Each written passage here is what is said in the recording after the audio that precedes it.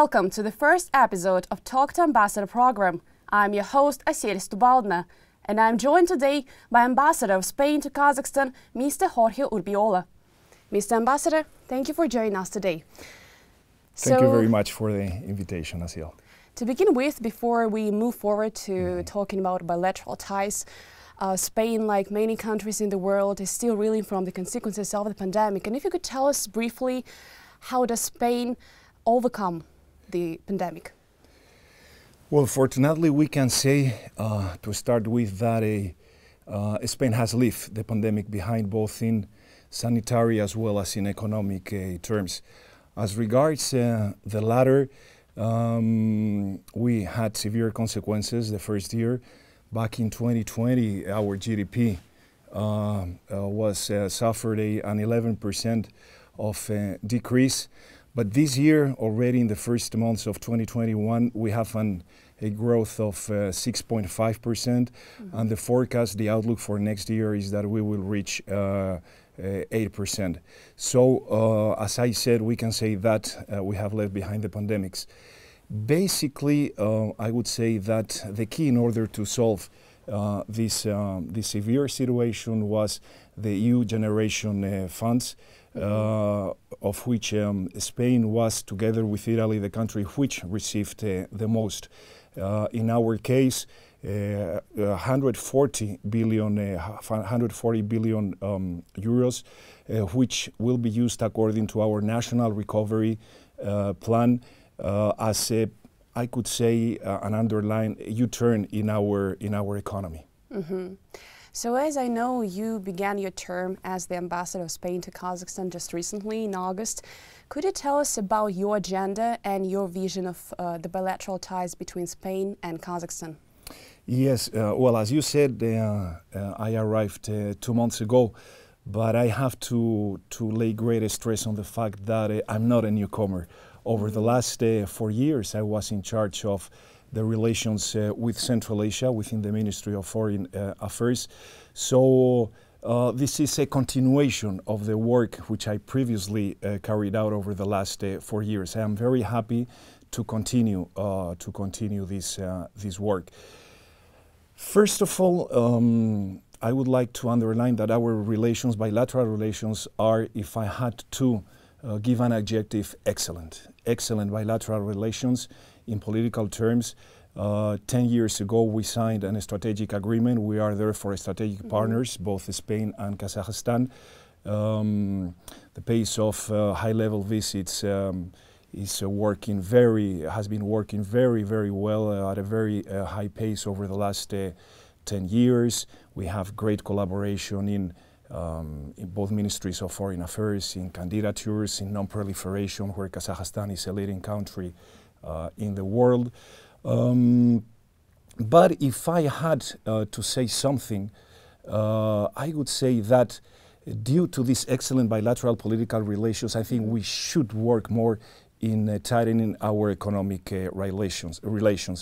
Kazakhstan is one of the most important providers of crude oil to Spain. Depending on the year, it might be the 6th or the 7th crude oil provider.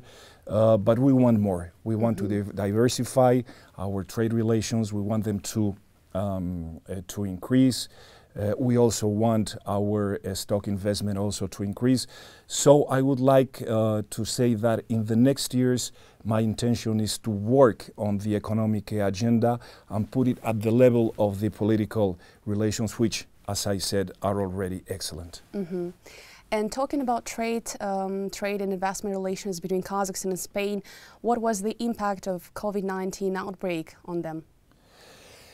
Well, as in almost all relations, the impact was severe. In the case of Spain, our trade relations decreased by more than 11%. Inversely, in the case of Kazakhstan, the export, which is basically, as I said, crude oil, makes more than 90% of the trade relation, increased. So that is why we have to profit now this new time that we are undergoing, the post-pandemic time, and try to reverse this tendency which I mentioned, was 11% in a decrease of our trade flows in last year. Mm-hmm. And so you said you want to increase trade investment relations between our countries. And could you elaborate on what are the most attractive sectors of the Kazakh economy for Spanish companies? Well, I would like to underline that Kazakhstan's economy is much more than oil and gas. The sectors which offer opportunities are various sectors. We have a very ample offer. I would like to mention, for example, renewables. Renewables is a sector in which Spanish companies do have ample experience, but not only infrastructures. Infrastructures in general, infrastructures, urban infrastructures, smart cities, for example. We also have the health system. Not only in building hospitals, but also in equipment. I know that Kazakhstan has a very ambitious program to modernize the health sector, and their Spanish companies can play a very important role. Agribusiness sector sure. Also could make Kazakhstan become also net exporter of these goods. And I am sure that this is going to offer in the coming years a lot of opportunities to Spanish companies. Not to mention the traditional ones, railway sector, sure. Also aviation, aircraft. Recently, Kazakhstan has signed a very important agreement with Airbus Space and Defense with the purchase of two A400M. So the opportunities are very, very ample. And could you tell us what are some of successful projects already implemented between the two countries? Could you name some of them? Well, projects, if I had to underline sectors in which the relation has been very successful, I would mention the railway sector. Talgo company, for example.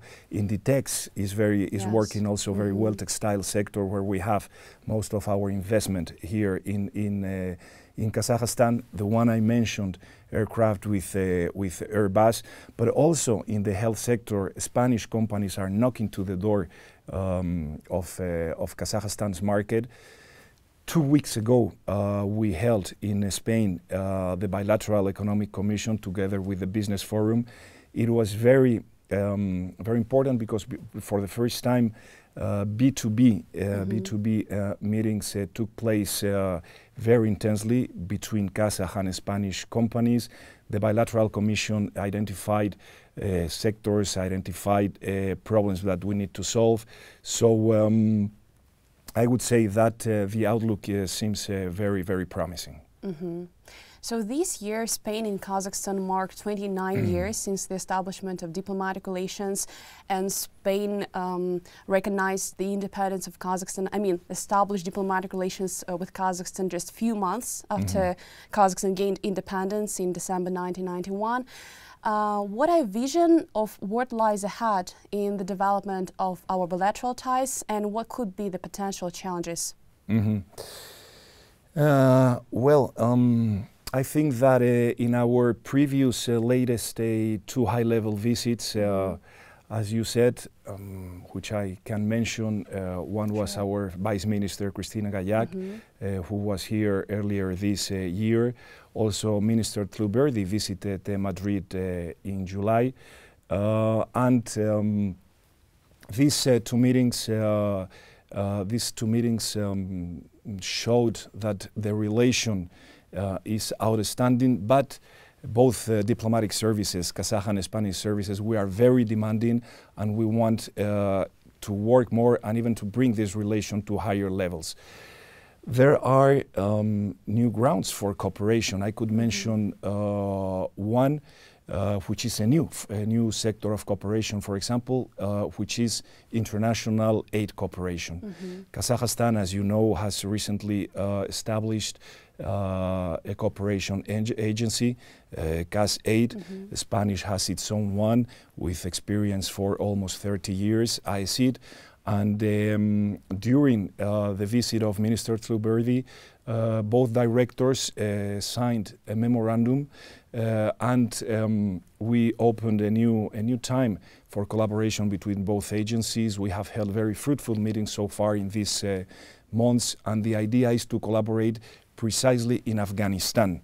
Sure. In Afghanistan, where Kazakhstan has, of course, very long experience as a Central Asian country. Kazakhstan is interested in a stable Afghanistan, so is Spain. So this is, for example, one field in which we hadn't had cooperation before, but we are starting right now. So the idea is to bring the relation to higher levels and to really say that this strategic partnership is reaching new levels. And what about people-to-people contacts?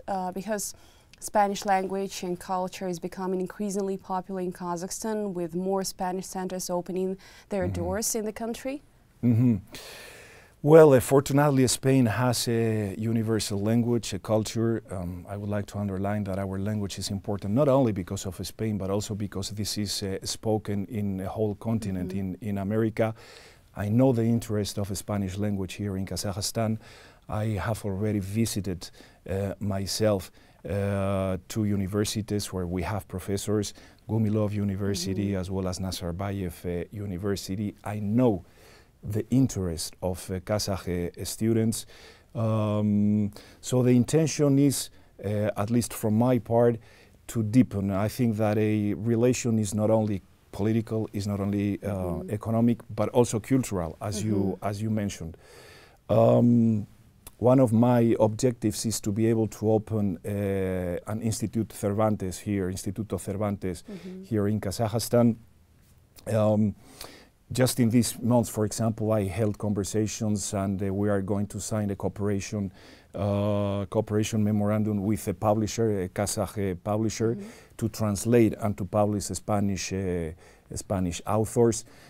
Next month, we will also, on the occasion of the anniversary of Kazakhstan, bring a Spanish virtuoso celloist who will play with the Philharmonica of Nur Sultan. So the intention is to deepen also in our cultural relations, and of course in the learning of Spanish, of which I am very proud that Kazakh students are taking it very seriously.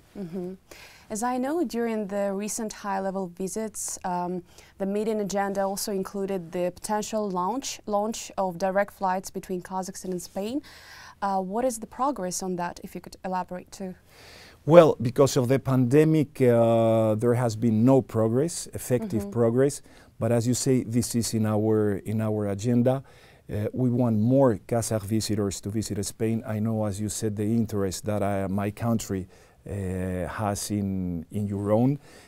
So this is one of our objectives. As you know, Spain is has in tourism one of its main attractive, not only in cultural terms, but also in economy. So the intention would be to make Spain also a destination, a direct destination for Air Astana. From there, this is also very interesting because we have connections with almost all American countries. So I am sure that something positive is going to come in the very near future in this respect. Thank you for joining us, Mr. Ambassador. Thank you very much for the invitation.